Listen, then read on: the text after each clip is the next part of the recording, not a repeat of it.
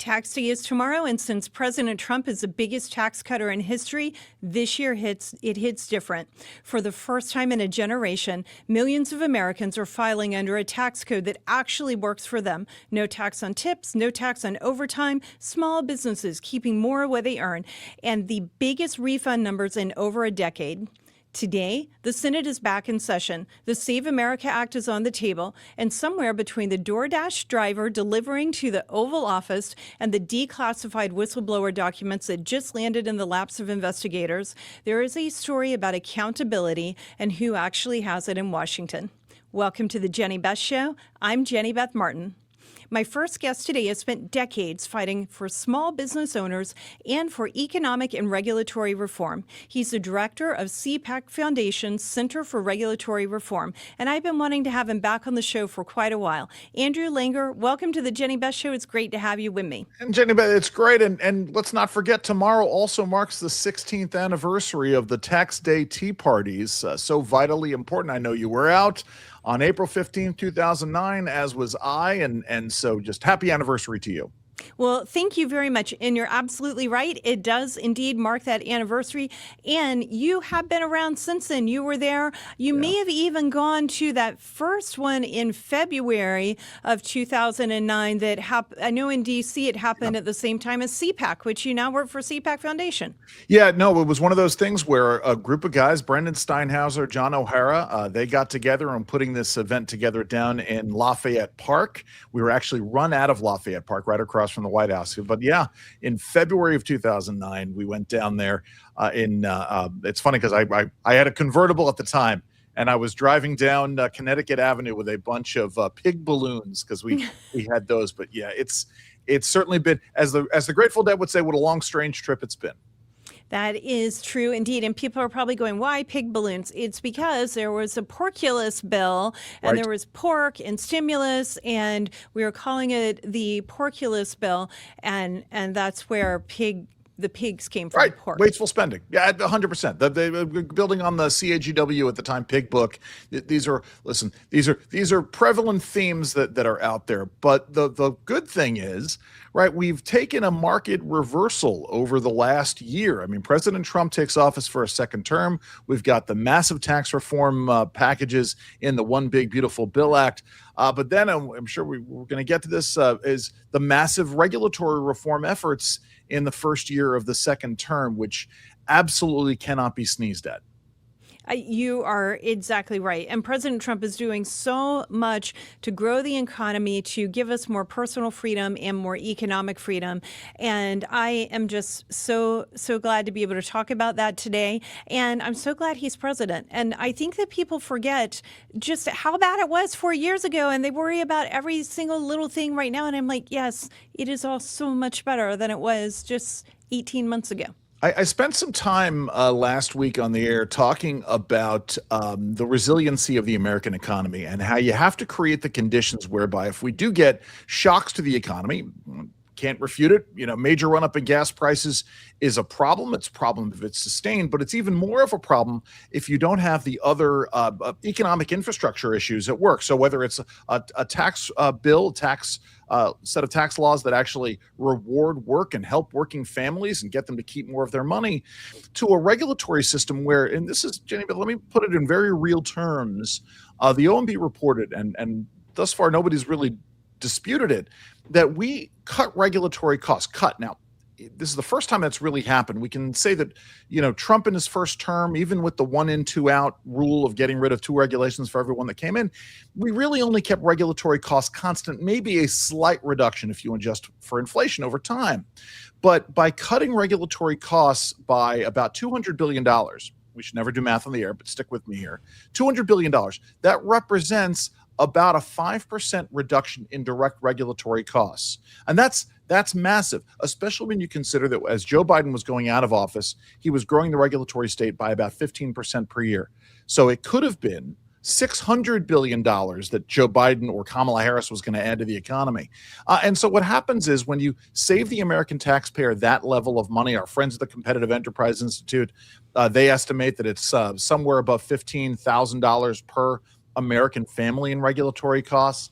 When you start to cut those costs back, it helps us when we have these shocks to the system, such as the run up in gas prices.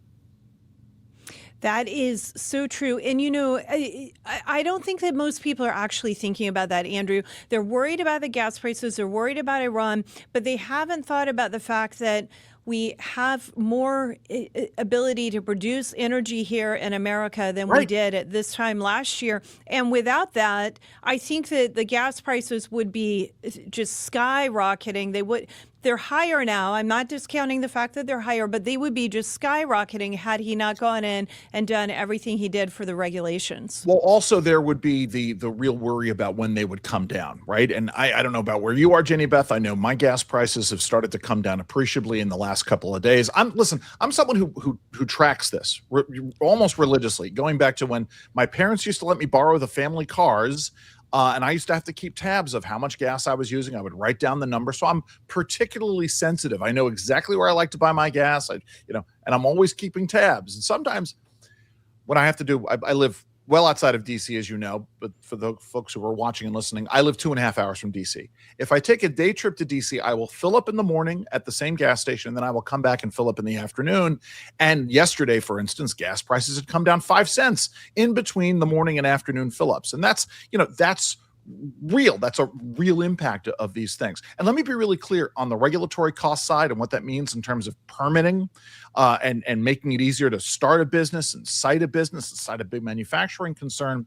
Never, ever, Jenny Beth, in the modern regulatory era, so the last 50 years, right? We're talking about 50 years in terms of Artemis, 50 years since the rise of the modern regulatory state, we've never had a presidency cut regulations by 5% per year or anywhere near approaching it. Invariably, presidencies, despite the fact as to whether or not they're deregulatory or not, they tend to grow the regulatory state. We've appreciably cut it, and we're seeing the impacts today. That is so true. We really are seeing the impacts. And you want to know something really interesting? When you were just talking about the gas price change from the morning to the afternoon, the other day I went to take a photo of the gas prices just to document it because I like taking lots of photos all day. And while I had my camera up to take the photo, it went down by like 2 pennies. There you go. and that was really cool to see. I wish I'd been videoing that. It's one of those things where, yes, we all know. And listen, President Biden talked about this. President Biden didn't like the fact that when gas prices were running up because of his policies, didn't like the fact that everybody could go out there and see the gas prices rising. But the flip side is also true, that we can also see them come down. The problem is when the leftist media then lies to people about the state of the American economy. And they're like, what are you supposed to believe? What's in front of my eyes or what you're telling me? And we want you to believe what's in front of your eyes. Yeah, well, they lie all the time, and we could go into a whole show on that. Look, I want to talk some about the one big beautiful tax cut, as President Trump called it yesterday. Before we get into more of that, I want to show the audience this clip because I don't think anything captures better what happened at the White House yesterday than the clip itself. So let's roll it. Yeah, nice to see you. Nice to meet you. I have your DoorDash order for you, Mr. President. Oh, that's very nice. Look at this. This doesn't look staged, does it? They're all your favorites. That's right. These are good. DoorDash is doing a good job. So, the reason for this is the fact that I heard you picked up an extra $11,000 that you didn't get because the tax bill was so big. The refund was the biggest you've ever had. Is that a correct statement? It definitely was. Yeah, I saved over $11,000 by not having to claim. Was that surprising to you? It was very surprising. Very surprising. The great big beautiful bill. And that doesn't include overtime in your case. This is only just based on what we did in terms of every other aspect of the tax bill, right? Yes, sir. So it was $11,000 saving. Yes, sir. Isn't that incredible? And that's what it is. The tax cut, it's really, we call it the great big beautiful bill. We should call it the great big beautiful tax cut bill because it's tremendous amounts of money. And that's overtime. That's also on Social Security, as you know. Yes. And it's pretty amazing. Yes, it is. Well, you're really nice. Would you like to do a little news conference with me with these people? These are not the nicest people. They're not nice like you. You know that, right? I'll do whatever you ask me to do, sir. So the no tax on tips is something special, right? It's very special. And that's the one that really pertains to you more than anything else. Yes, sir. It's fantastic. It's such an honor to meet you. And I think you voted for me, do you think? Maybe. I heard you're a great supporter, and we appreciate it. Thank you. And are the White House good tippers? Do you know? Wait. Potentially. Yes, very. Andrew, I want to know, what do you think about that moment yesterday? We have no tax on tips now, no tax on overtime, no tax on Social Security. What do you think that this means for the average American? Well, let's start here. I greatly miss. I haven't had a McDonald's burger or fries in a couple of years, and so that's making me crave it right now. But listen, the reality is the first Trump tax cut back in 2017. You know, the Democrat comptroller of Maryland, he did the analysis and found that 85% of Marylanders were going to get some kind of tax cut or not see a change in their taxes at all. This is even more substantial because it really does focus on working families. And that's something I've always talked about, you know, in my small business advocacy, is the relationship between small businesses and the working families that depend on them. Putting more money in the backs of working families, $11,000 a year is just under $1,000 a month. That's extraordinary for any kind of a working family in terms of what they're able to do, what they're able to spend their money on, or what they're able to save, which is almost as important as you know what their annual balance sheet is. So this is transformative. It truly is. I want to ask you what you think about the effect on small business owners. But before I do that, I just want to say something about that clip, and you may want to respond to it. You have this person, this lady, the grandma, the DoorDash grandma, who goes to the White House and she delivers the package, the McDonald's cheeseburgers. The president opens the door and he says, "This doesn't look staged at all." He's just sort of mocking what they're doing. He understands and he gets the importance of it, but he's kind of having fun. He's not taking himself too seriously with it. And then he's very kind. He knows her backstory. He understands what's going on with her. And he invites her to a press conference, which she doesn't quite know, I think, exactly how to handle this. But he goes ahead and invites her to this press conference. And then he gets all sorts of questions. He gets questions about what he posted on social media, about Iran, about how much he tipped, whatever it might be, he gets questions on. And as I watched this, and one other person on my team and I, as we were preparing for the show today, he just said, it is so Trumpian. Right. And it really is. He, unlike what we saw from President Biden and what we would probably see from other presidents as well. Normally it's scripted. With Biden, they knew exactly which reporter he was going to call on, and the questions were already pre-approved. Trump just gets up there. He takes whatever question is thrown at him. He gives the best answer he knows how to give, and he keeps on going. And it's very refreshing and it's very authentic. And I just wondered what you thought, besides just the DoorDash delivery part, like that whole experience. Right. And besides the fact that he didn't sniff her hair, which you know, you always worry about that. No, listen, here's the thing. It comes back to something you said in the introduction, which is, you know, I thank God that it is for America's 250th anniversary.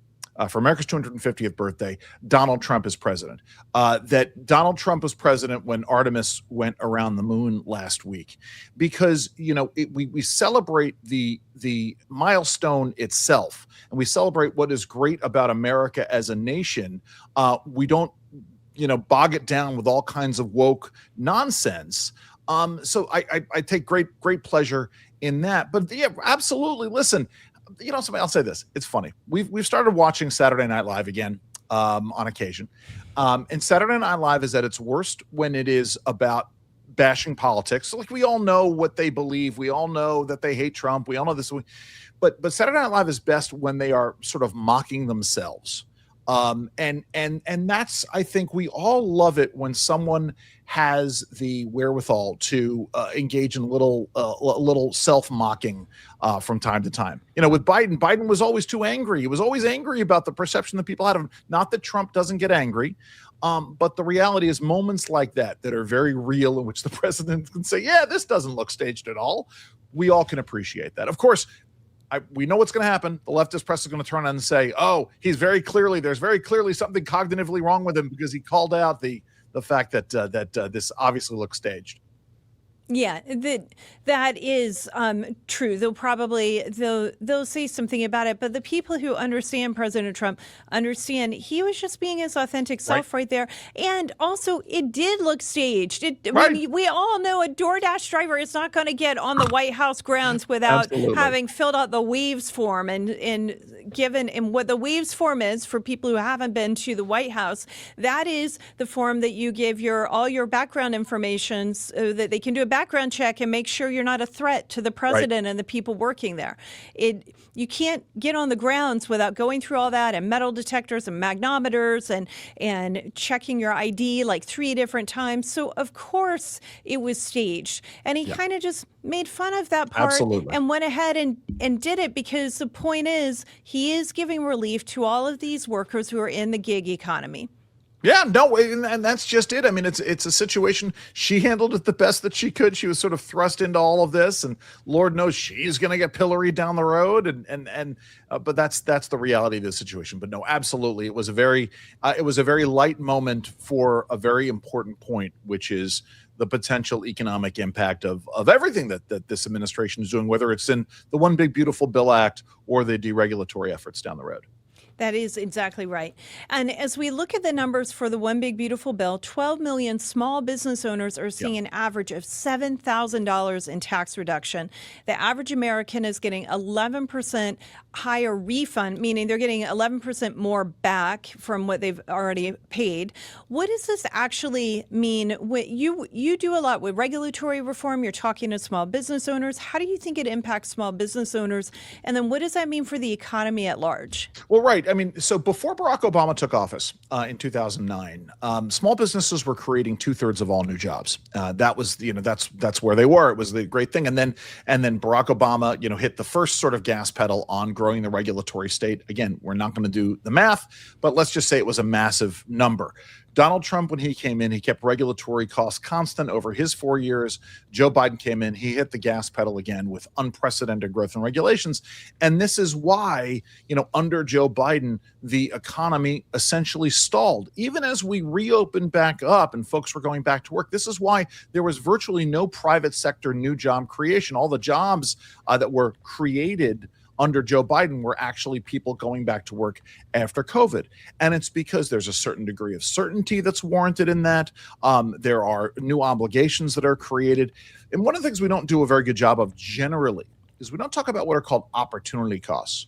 When you create a new rule or you create a new tax mandate that requires a business to pay taxes here or there or expense a little differently, the money that goes out the door, either in the form of paperwork or in the form of new mandates, right? That's money that can't be spent on the growth of the business. So if you're a pizzeria owner, this is the one that I like to use. If you're a pizzeria owner and the EPA comes out with a mandate and says, everybody needs to get rid of their gas or coal-fired pizza ovens, and you need to put in an electric oven. Now that oven may cost $30,000, but that's the direct cost. But that's $30,000 you can't use to hire a new employee or get a new delivery vehicle or get a new software update and expand your business. There are lost opportunities there at work here. So if you cut regulatory costs by $200 billion, that's anywhere between $400 billion in regained economic opportunity, or, some might say even closer to, $1 trillion in regained economic opportunity, depending on whose numbers you use. So that's vital. And so small businesses, we're going to see. That's why, by the way, our good friends at the National Federation of Independent Business, where I used to work in the early 2000s, that's why they're seeing small business optimism at its highest level in years, because they know that there are opportunities that are out there that they wouldn't have had if Kamala Harris were president of the United States. So, Andrew, we have a lot of, let's just address a few of the complaints that the left will have. You hear them saying things like the tax refund is a timing artifact from withholding adjustments, no tags on benefits, no tags on tips only benefits a small slice of workers. It doesn't address the broader inequality of the tax code, which I would say the best way to fix that is a flat tax or a consumption tax. But we are where we are with our tax code. And then others say the one big beautiful bill blows up the deficit and only benefits the wealthy. How do you push back against the left on this? Listen, let's start with this idea that it only impacts a small slice of the American population, right? And we can go back and forth on the numbers, but the bottom line is it benefits more people than we're benefiting by the no tax cuts, or in fact the tax increases under Democrats, right? It's, we're now in an environment where Democrats are starting to talk about not raising taxes or possibly cutting taxes on a certain subset of the economy. And that's because of the good work of folks like you, our good friend Grover Norquist, who sort of put it in the lexicon that cutting taxes is actually a good idea. The reality is we have a spending problem in America. That is absolutely 100% true, but we can't sacrifice our ability to put more money in the pockets of Americans on this idea of waiting until we cut spending. Republicans always get caught behind the eight ball at that. And guess what? As Grover will tell us all, Democrats are always finding ways to increase spending. And that's the other part of this, right? Yes. We see the potential for deficits to explode, but we also now have the federal workforce at its lowest level since the 1960s. And so that's anybody who's a budget hawk on the left, they should be applauding this as opposed to screaming wildly about it. You are exactly right. I think that Paul Teller is on, so I'm going to bring him in, and then he can just join the conversation. Hello. Hey, Paul. Teller, tell me, what is your new title now? Because you have your own company. I just kind of made it up. It's just president of Teller Strategies. Finally went out on my own after all these years, right? So. Yeah, well, that is great. So we have Paul Teller, the president of Teller Strategies, with us today. And Paul, I'm just kind of thrusting you into the rest of the conversation since you're able to join a few minutes earlier. But I thought you would want to do this because I'm about to talk about the Save America Act, which you've been involved in. So the Senate is back in session. Election integrity is on the line. And Restoration of America just launched a $5 million ad blitz targeting Senate holdouts on the Save America Act. I want to show that ad real quick. Sounds good. As Americans, we're fair and logical. 83% of us favor requiring a photo ID to vote. In fact, most of the civilized world requires it, but not us. We need to be able to trust that only eligible Americans are casting ballots. Democrats oppose voter ID for no coherent reason. Republicans favor it but haven't acted. What are they waiting for? Call your United States senators and tell them to pass the Save America Act today. $5 million targeting senators who need to hear from their constituents. Andrew and Paul. Andrew, you've testified before Congress. Paul, you've worked on Capitol Hill. What do you think how are we going to get 60 votes in the Senate for this bill? Do we need to change the filibuster? What do you think needs to happen? I'll start with Paul, and then we'll go to Andrew. Thanks, yeah. Appreciate it. First of all, great to be with you both. Great friends. This is fun, right? This is just enjoyable. Right. So hopefully the audience sees how much we like each other and just enjoy each other and collaborate so often. But I think the good news is I really don't think you have to get rid of the filibuster. I think that's something that would be, I don't know what the expression is, fool's errand, right? It sounds good. It feels good right now. But the filibuster is there to protect minorities in the Senate, and minorities usually means conservatives, right? Conservatives are a minority in the Senate, even when Republicans have the majority. And so anything that makes it harder for conservatives to block really moderate, bad, left-leaning things, think about amnesty, think about codifying Roe v. Wade. You want to have the filibuster there as a protection. So I would say keep that in place. Let's not be short-sighted. But are we going to get 60 votes on the Save America Act tomorrow? Probably not. Here's the thing. I think what Senator Mike Lee and others have been pushing is let's use human exhaustion as a tool. And if Leader Thune would keep the Save America Act on the Senate floor relentlessly, right? Not give up. At some point, public pressure should start swaying some of these Democrats who are in Trumpier states, purple states, things like that, to saying, as the ad showed, 83% or more, I've seen even higher numbers, 90% support voter ID, support being an American citizen to register to vote. It just is so common sense that I think if we just keep at it, keep identifying this as a problem, as a legislative issue before the American people, before the Senate, we can get the Democrats to drop their filibuster. Again, I don't know if we can all the way do the math up to 60 votes, but hopefully they could say, okay, fine, we relent. Let's come up with some bill that we could pass that satisfies everybody. That is exactly right with what the hope is and why we wanted the talking filibuster in the first place. Andrew, have you been following the Save America Act, and what are your thoughts on it? No, of course, yeah. I mean, listen. At the end of the day, I'm not going to question Paul's judgment when it comes to both House and Senate procedure, because he's Paul Teller. And the reality is that I'm always afeared of taking things and destroying precedents so that we can't use them down the road. A lot of my work these days is about not backing us as conservatives or free marketeers into a corner for when a Democrat comes into the White House, or when a Democrat comes into power in the Senate and the House. Here's the reality, right? The reality is the reason why, and this is where we have to be relentless, is pushing back because the Democrats are out for power. This is what it's all about. It's about making sure that they can maintain power in blue states where there is no voter ID, or purple states where there's no voter ID.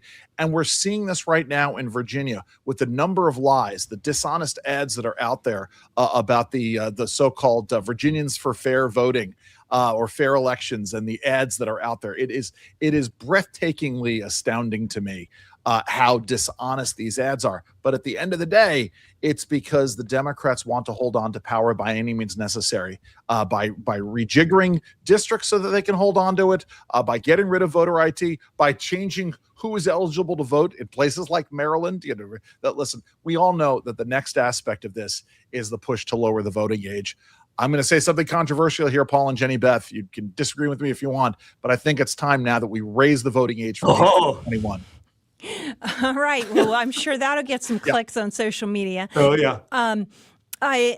I definitely don't think we should be lowering the voting age, but I also don't think that the people who go to war for our country are going to be okay with making it higher. Let me make the caveat. Hold on. Let me make the caveat. If you are serving in the military and you're between the ages of 18 and 21, you have the right. You should have the right to vote. But remember, not that we need a history lesson on this, but the reason why we lowered the voting age from 21 to 18 is because we had a draft. We no longer have a draft. Therefore, I think we should have a conversation about it. Certainly not lowering the voting age to 16 like many Democrats want to do. That's right. Yeah, definitely not. And I read the other day that there is a 14-year-old running for state legislator or city council or mayor, I think in Maine. Did you guys read about this? 14 years old. I've heard about this. Listen, I saw that episode or episodes of Parks and Recreation. I just urge everybody to go and Google Icetown, and you can see the disaster that happens when you elect very young and inexperienced people to these kinds of higher offices. I read an interview that he did with Fox News, and it seemed like he had a good platform. And he's 14. Yeah. And I appreciate the fact that 14-year-olds can be very smart, but also you're 14. Right. So, I don't think 14-year-olds should be having transgender surgery either. So there's that. I'm going to jump forward just a little bit to a breaking story of a grand jury investigation being conducted into the alleged conspiracy that led to the 2019 impeachment of President Trump. The whistleblower who Real Clear Investigations alleges is Eric Caramella secretly met with Democratic staff before filing his complaint. His complaint that led to the impeachment trial of President Trump. He was a registered Democrat with ties to Joe Biden. He failed to disclose these contacts with investigators, and the Department of Justice Inspector General Michael Atkinson ruled the complaint credible, knowing all of this. The House Intelligence Committee Chairman Rick Crawford released the papers yesterday after the Director of National Intelligence, Tulsi Gabbard, declassified them. DOJ insiders say the documents are now part of an ongoing grand jury investigation. Andrew, you've watched Washington, D.C. Weaponize institutions for years. How does this fit the pattern? Well, no, I mean, listen, there's a reason why we need greater transparency and accountability, Jenny Beth. Between the three of us, we can name a whole host of scandals in which there was never any accountability, from Lois Lerner at the IRS to Hillary Clinton's senior aides double dipping for Teneo Holdings to all of the things that are going on here. Here's the interesting thing. You know, it's funny. On a side note, one of the comments, or one of the proceedings that I filed comments on last week was a regulatory proceeding at DOJ designed to try to push back on folks who are trying to subvert DOJ by filing ethics complaints with state bar associations against serving DOJ attorneys. What's great is that this administration is doing what it can to peel back on the lawfare and the abuse of power and to try to find these stories. The problem is there's just so much of it that it's going to take a lot of time and a lot of effort, and we may never get to the truth, and we absolutely need to. That is exactly right.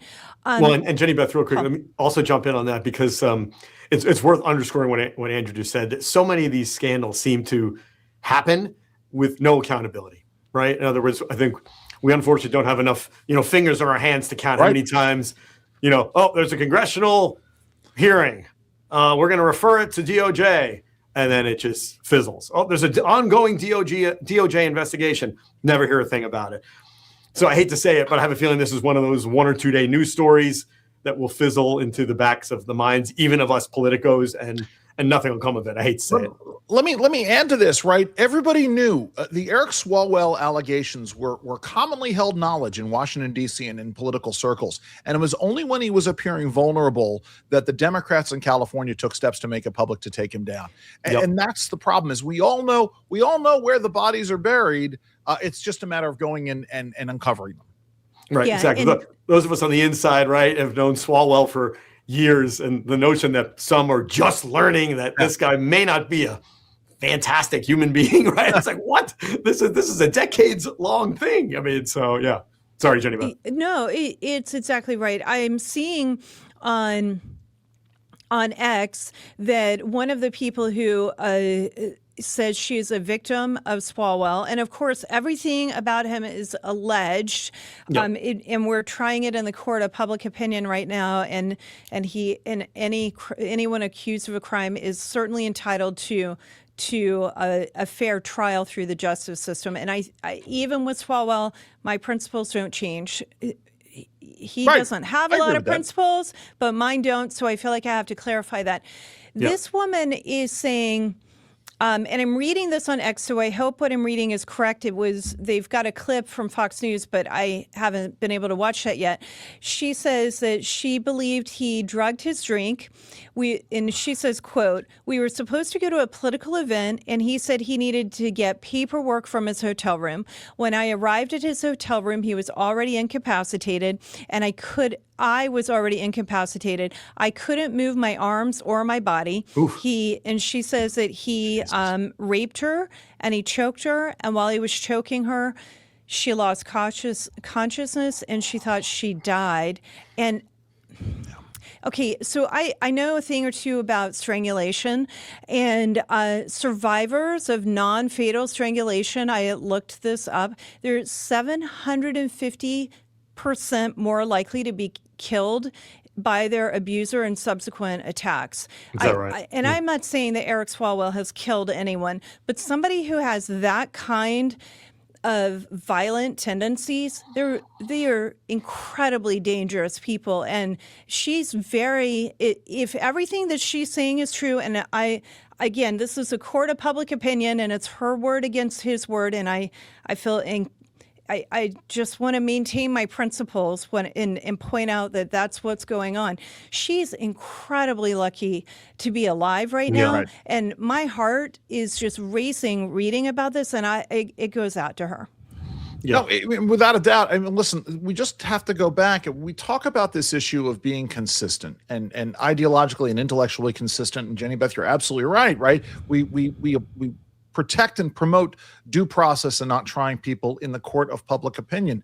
But we turn it then back around and we look at Eric Swalwell's record and the record of him accusing others of all kinds of misdeeds and the Democrat Party generally, right? And my point in raising Swalwell is it finally took, it finally took him sort of being vulnerable and potentially someone else being able to take his place. God forbid, right?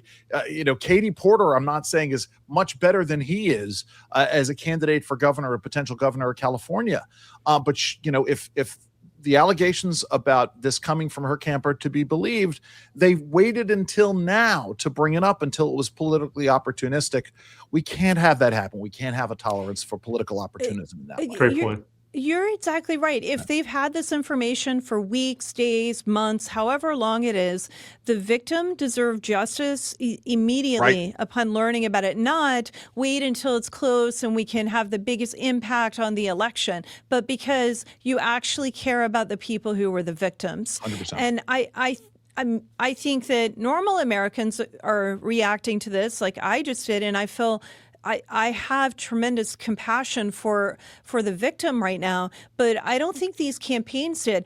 And his behavior, you're right, Paul, there have been rumors. I didn't hear the rumors about him, but there have been rumors. People are coming forward saying these rumors were going around D.C. for a very long time. I certainly have heard rumors about bad behavior in DC. It's why when I go to DC, I'm in my hotel room, I'm ordering food. I don't go out drinking and partying with people. I just try to work and leave because DC is just such a cesspool.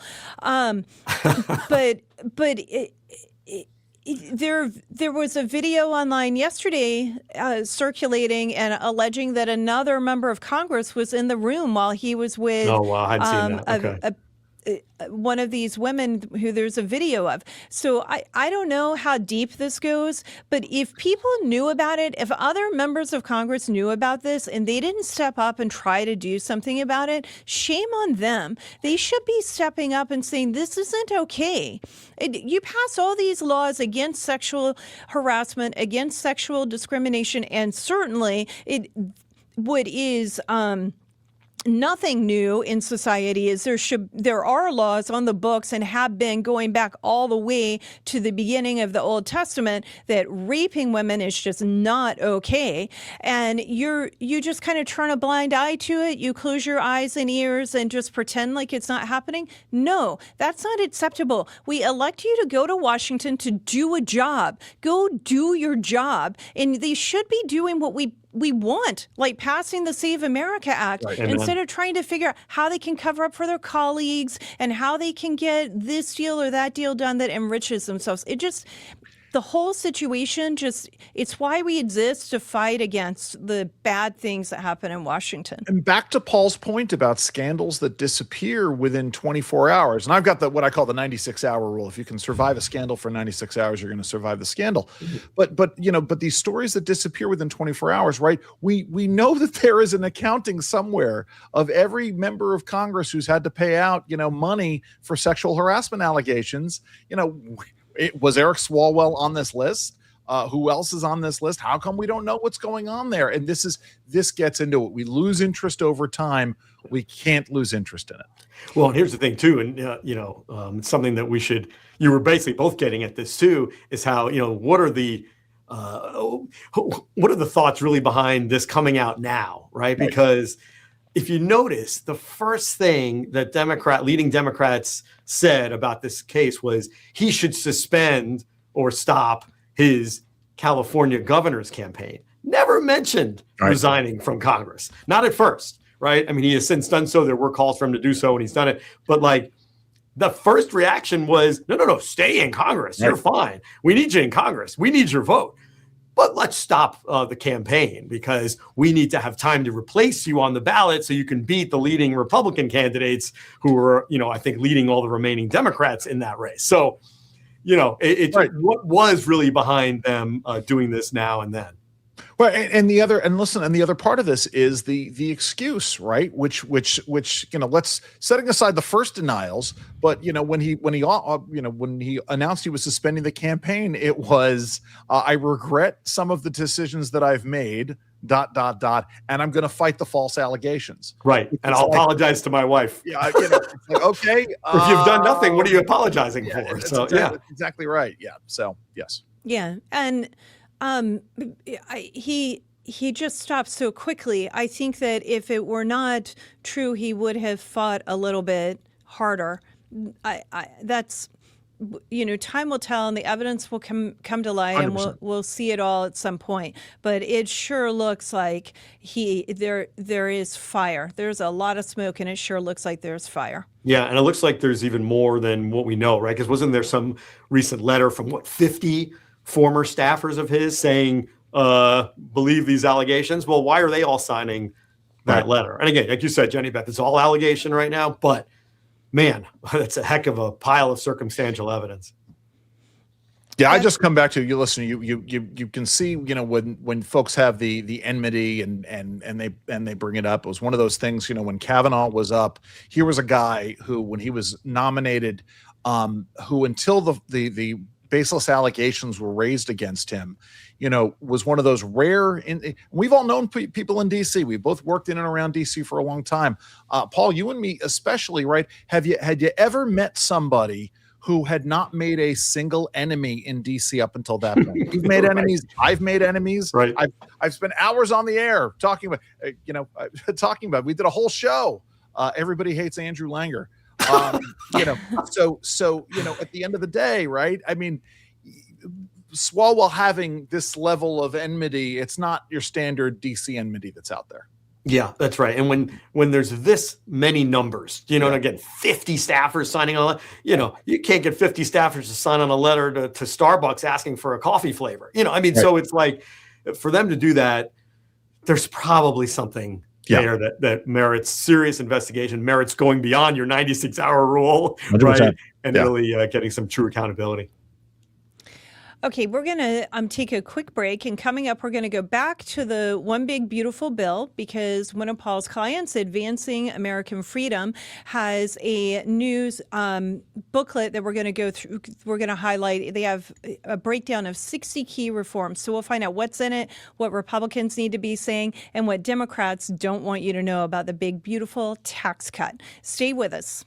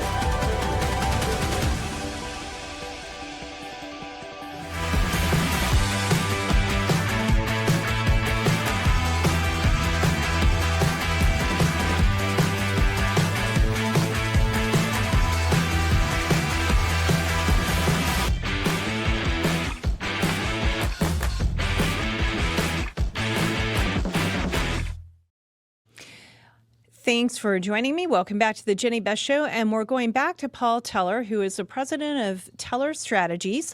And Paul, you do work with Advancing American Freedom. They just released a 90-page booklet breaking down 60 key reforms in the One Big Beautiful Bill. What's going on with this booklet?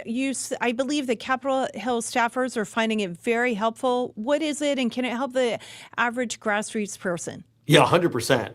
I would advise you to go to that website, advancingamericanfreedom.com. You'll find it on there. They're calling it OB360. So One Big Beautiful Bill, 60 policies highlighted in very simple, easy to use one-pagers. So you could use it as its entire booklet. You want to keep it on your desk bookshelf and flip through it to, refresh your memory of what's in that bill. Great.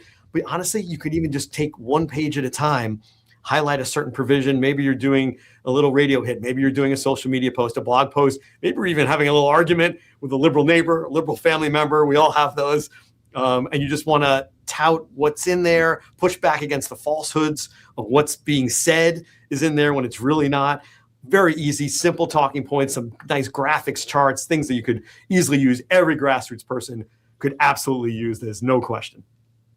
And Paul, if you had to name the 3 most underreported wins of the bill, the things that conservatives should be the proudest of, but that no one's really talking about, what do you think those are? That's a really good question. I would say, one of them is, and this is going to sound a little technical, but business expensing, which I guess in English just basically means small businesses could write off, take a tax deduction on investments that they make in their business right away, upfront, full thing. And it may sound like, oh, that's a little technical. How does that affect me? Oh man, if you're making small businesses more profitable, if they're able to, if they're incentivized to spend on their own businesses and expand their operations, that means they'll do better. They could hire more workers. Maybe they could expand a facility. Maybe they can just be better, stewards in the community. And so that's, I think, a hugely underreported provision. Because again, it's a little bit technical, but it's something that's majorly important. Some other things to look at too are on the spending cut side. A lot of folks are talking about tax relief, but there's, I'm proud of my Republican friends and colleagues who got through some real spending cuts on the so-called entitlement side, Medicaid, welfare, like there's things like work requirements and more robust work requirements. So if you're going to get $1 of federal help, you actually got to show for real that you are looking for work, trying to get work, doing actual work, taking, I think, some classes, things along those lines.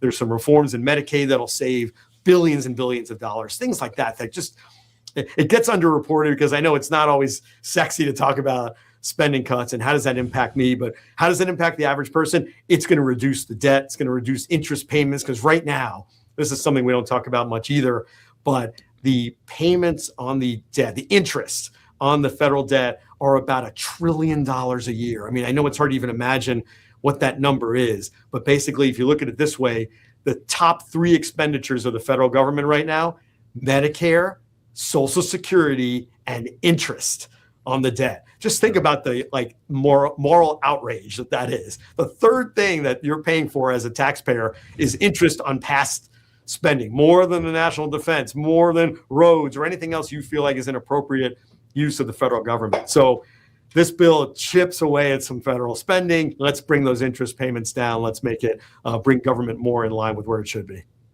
Absolutely. And then, Andrew, you were agreeing with Paul when he was talking about expensing. Go ahead and elaborate. The expensing is important, but I want to highlight some other things that were in there, which are some structural changes in terms of how Americans' healthcare spending is done. Because Paul's right. Under the so-called Inflation Reduction Act, which was really just another version of the Green New Deal, Joe Biden essentially borrowed a quarter of $1 trillion, $250 billion out of Medicare to pay for that. And that, that money has to come from somewhere.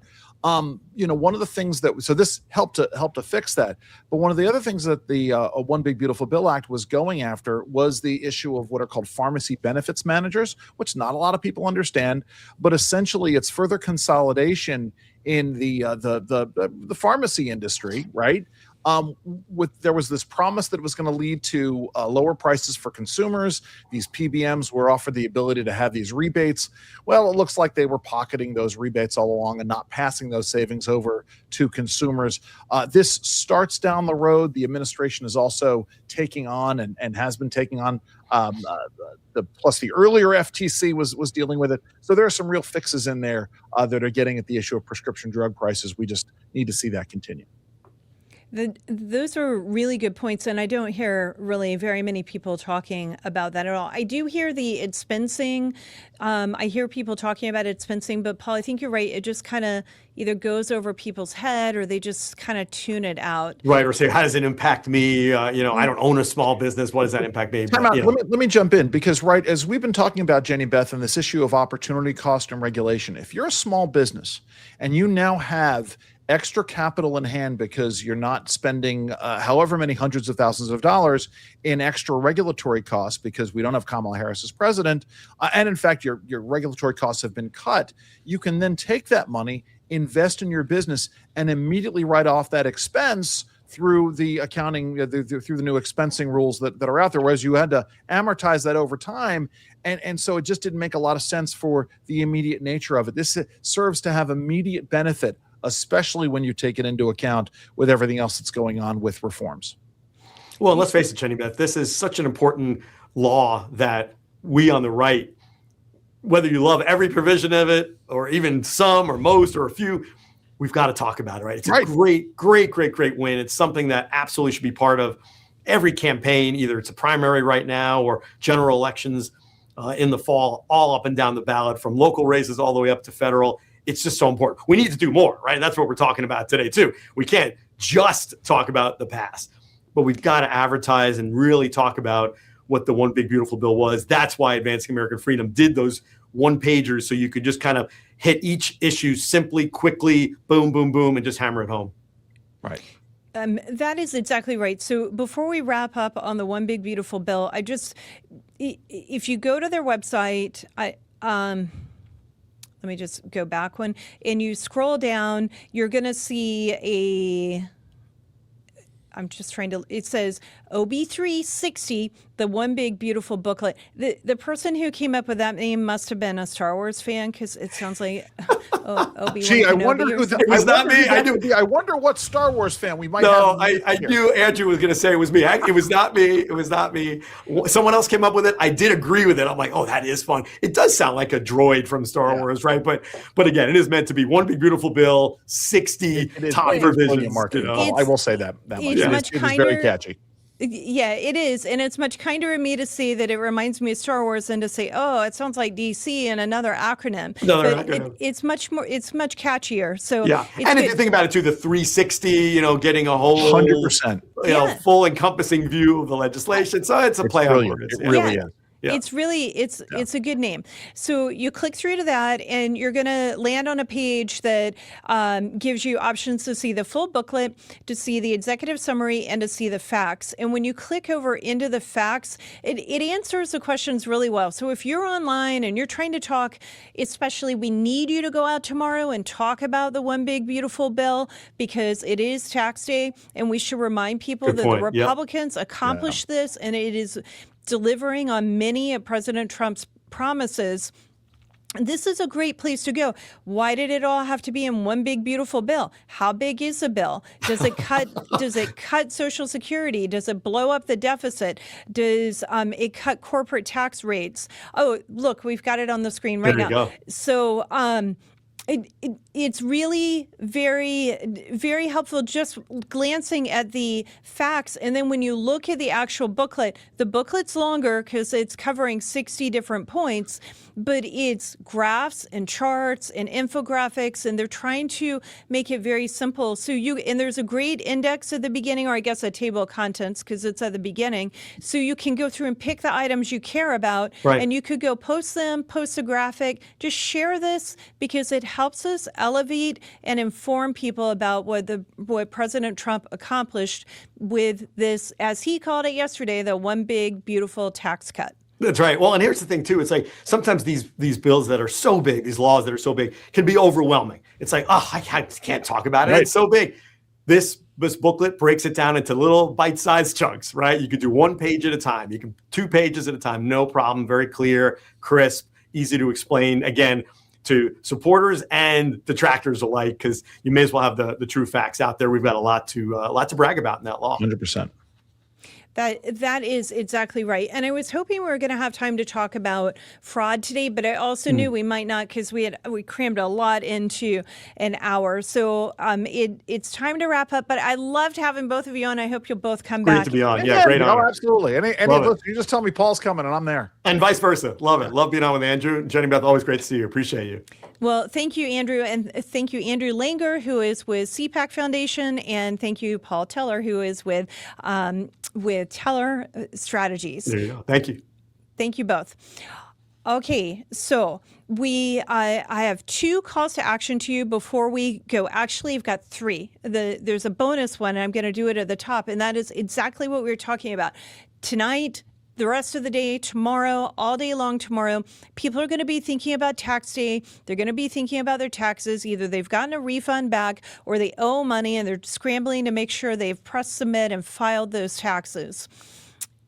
Go online and post about the One Big Beautiful Bill. Talk about the accomplishments that President Trump has made with this bill. He delivered on no tax on tips. He delivered on no tax on overtime for Social Security. He has reduced taxes for all Americans. He's the biggest tax cutter in history. And he's just making a huge difference. And I think it is important that we are highlighting that tomorrow on tax day. So that is your bonus action item. Your next one, the official first one I was going to give you, is once again, you need to call your senators. Call the senators today. Even if you called yesterday, even if you called every day last week, call again. Tell them to pass the Save America Act and to fund DHS in full. The switchboard number is 202-224-3121. 202-224-3121. That number is on your screen right now. You can also go to Pass the Save America Act, passthesaveamerica.com, and you can send an email to your senators. We need to keep on reminding them to pass this bill. And it doesn't matter if you've got a Republican senator or a Democrat senator. All parties need to hear from you on this issue. The next thing, we talked about this a lot yesterday, and we'll be talking about it more on Thursday. We've got to stop the planned amnesty that is being attempted through the House of Representatives right now. So your second call is to call the co-sponsors of the Undignified Act and tell them no amnesty. If they want to have real dignity, they need to have dignity for the American citizens, for American citizenship itself, and for the rule of law. They need to remove their names as co-sponsors, and we do not want to see that bill passed into law. I'm Jenny Beth Martin. Thank you so much for watching The Jenny Beth Show. And if you like this show and you found it valuable, please make sure you're sharing it, subscribing, and reposting it everywhere. I look forward to seeing you next time. If you enjoyed today's conversation, go ahead and hit like and subscribe. It really helps us reach more people who care about liberty and the Constitution. You can find this and other episodes at jennybethshow.com, as well as Facebook, YouTube, Rumble, Instagram, X, and your favorite podcast platform. The Jenny Beth Show is hosted by Jenny Beth Martin. The Jenny Beth Show is a production of Tea Party Patriots Action. For more information, visit teapartypatriots.org.